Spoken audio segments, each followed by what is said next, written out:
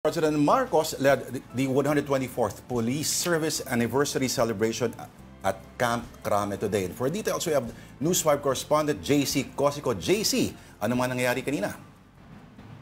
Hi Lord, walang lugar ang katiwalian sa hanay ng kapulisan. That's the message of President Bongbong Marcos earlier during the 124th Police Service Anniversary here in Camp Crame, here in Quezon City earlier. Now, in his speech, the President said na walang saysay yung mga modernong gamit kung may mga pulis na umaabuso sa kapangyarihan.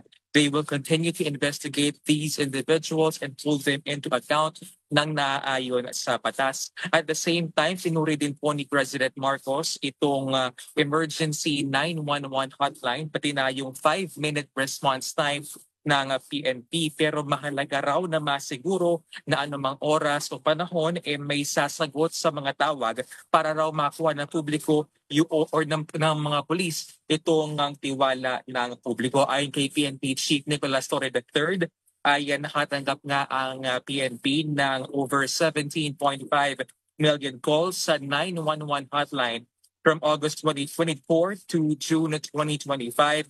Kung saan higit 60% dyan ang naproseso.